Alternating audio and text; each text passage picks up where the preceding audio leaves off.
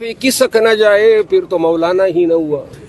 हाँ जी, मौलाना साहब ये मेरी ज़ाती राय हैं, पीटीआई अनून मनाने के चक्कर में है, लेकिन मैं अव्वल रोज़ से मशकूक था। मुझे पता था कि at the end of the day जो हैं मौलाना साहब ने वसी तर मुल्की मफाद में इनका साथ देना है, और ये हफ्ते 10 दिन में वसी तर मफाद भी सामने आ जाएगा जब वजारतें और गवर्नरियाँ दी जाएंगी।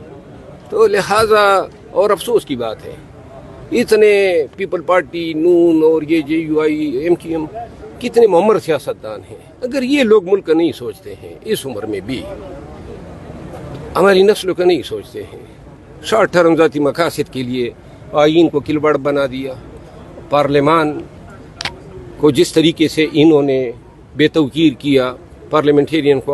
अच्छा शेर अफजल मरवत साहब, आपने भी कहा कि मौलाना का किरदार मशकूक रहा इस तमाम तर सूरत-ए-हाल में, तो बैरिस्टर गौहर और मौलाना जब आज हतमी फैसले के बाद बाहर आए प्रेस कॉन्फ्रेंस में बड़ी तारीफ की बैरिस्टर गौहर ने मौलाना साहब के किरदार की। वो बैरिस्टर गौहर साहब की जाती राय हैं। खान साहब ने भी कल मौलाना साहब को बड़ा खराज तहसीन पेश किया, अब देखते हैं कि कल भी वो खराज तहसीन पेश करते हैं या कोई और राय रखते हैं। अच्छा शेर अफजल मरवत साहब, इन आईनी तरामीम के बाद मुल्क की सियासी सूरत-ए-हाल पर क्या असर पड़ेगा इन तरामीम का? मेरा ख्याल है कि एहतजाज की लिए राह मजीद हमवार हुई है, सियासत मजीद जो है अदावतों का, गर्मी का और इंतकाम का निशाना बनेगी।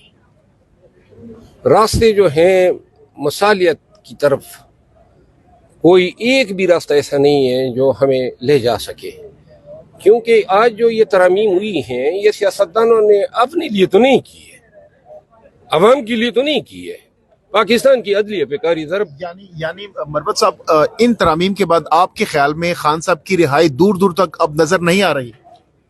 अदलिया जो है मजीद सरनगू होगी। सुप्रीम कोर्ट यानी एक अदालत के अंदर दूसरी अदालत बना दी, आपस में छपकलश होगी, ये अभी चंद दिनों की बात है। वकला तहरीक देख रहे हैं आप? कोई तहरीक नहीं है। वकला तहरीक अगर होनी थी तो जो पाकिस्तानियों का 2 साल हशर किया तो वकला उठ जाते ना, अपने तहसीलों में ये नहीं उठे जहाँ ये जिनके घरों पे गैर कानूनी छापे होते अगर उनके साथ खड़े हो जाते।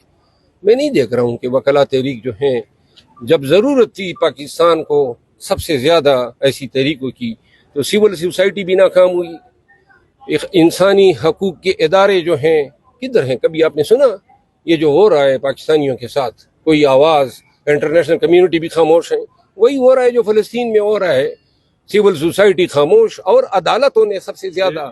ये देखो अलीमा खानम को जो गिरफ्तार किया उसकी बहन समेत, तो आपको कैमरे में नजर आ रहा है ना, बेचारी अपने भाई या पाकिस्तान के लीडर के लिए एहतजाज के लिए निहत्ते खड़े हैं। उम्र उसकी देखें जनाब अली, अब दहशतगर्दी का दफा उन पर लागू कर दिया है और रिमांड पे रिमांड है, तो लिहाजा कैसी अदालतें हैं? ये बताएं कि ये जो प्रेसिडेंट अब सेट किया जा रहा है कि जो नए चीफ जस्टिस होंगे उनका तकर्रुर अब से पार्लिमानी कमेटियां करेंगी, और पार्लिमानी कमेटी जाहिर बात है पार्लियामेंट तो अरकान जो हैं जिधर रावलपिंडी उनको कहता है उधर जाते हैं, तो रावलपिंडी अगर वजीर आजम का इंतखाब अपनी मर्जी से करा सकता तो इसका मतलब चीफ जस्टिस भी अब से रावलपिंडी का ही होगा। वैसे तारीखी तौर पर तो चीफ जस्टिस हमेशा से रावलपिंडी कर रहा है। तारीखी लेकिन वो तो सीनियरिटी बेस पे खुद तो थे ना। नहीं, सीनियरिटी बेस पे ये 18वीं आईनी तरमीम के बाद कानून बना, इससे पहले तो ये भी डिस्प्यूट पे रहे ना, मुतनाज़ा रहे। लेकिन सबसे अहम बात यह है ना कि जिस मुल्क जिस धरती पे इंसाफ मफकूद हो, लोग गिरफ्तार होते हैं, हमारा बावर जो था, हमारा यकीन जो था, वो थी अदालतें, और उन अदालतों ने ऐन उसी वक्त हमें मायूस किया जब सबसे ज़्यादा पाकिस्तानियों को ज़रूरत थी। ये बुनियादी हकूक़ का चैप्टर क्या कहता है? 34 दफ़ा शहरियार अफरीदी जो है रिहा हुआ, गिरफ्तार हुआ। अली मोहम्मद खान की मिसाल आपके सामने है।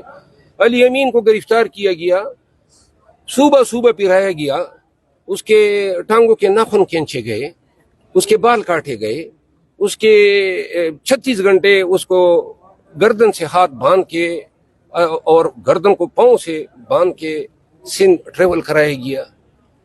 ज़ैन कुरैशी की बेगम को किस अंदाज में उठाया गया?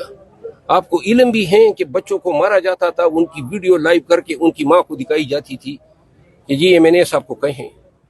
یہ جو 11 M N As, 9 M N A اور 2 سینیٹر جو ان کو پیارے ہو چکے ہیں, وہ میجارٹی یہ لالچ میں گئے ہیں.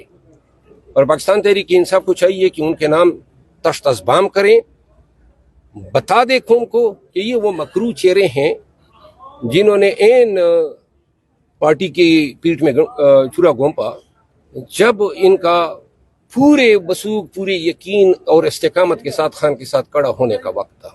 اچھا یہ بتائیے گا کہ عدلیہ سے متعلق آئینی ترمیم کا جو معاملہ ہے, ملٹری ٹرائل ہو سکتا ہے, اور اگر ملٹری ٹرائل ہوتا ہے تو ہر روز ہم سنتے ہیں اور کہتے ہیں کہ اتنا گر گئے ہیں, لیکن یہ جو لوز ہے نا, یہ گراوٹ, یہ ہر آئے دن کے ساتھ نئے ریکارڈ بناتی جاتی ہے. تو اب یہ آپ کی بات پہلے تو ہم انسا کرتے تھے عمران خان اور ملٹری ٹریبیونل, لیکن اب کوئی چیز بعید نہیں ہے, کوئی چیز بعید نہیں ہے.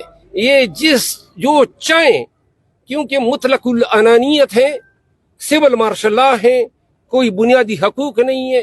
جن لوگوں کی طرف ہم دیکھتے تھے 6 جج صاحبان خود اپنے تحفظ کے لیے لیٹر بازیاں کر رہے تھے, اور جنہوں نے بچانا تھا ان حضرت نے این آئینی ترمیم سے چند دن پہلے راہ ہموار کی کہ بھائی ووٹ کون تصور ہوگا. اچھا یہ بتائیں جو عدلیہ سے متعلق آئینی ترمیم کا یہاں پہ معاملہ ہے, پاکستان تحریک انصاف کو بالخصوص آپ کو حکومت کے کس اتحادی پر سب سے زیادہ افسوس ہے آپ کو آج؟ حکومت کے جو اتحادی ہیں جو آپ سے بھی وعدے کر رہے تھے اور حکومت کے ساتھ بھی تھے, اور عین وقت پر انہوں نے حکومت کے ساتھ ہاتھ ملا لیا, سب سے زیادہ کس پر افسوس ہے آپ کو؟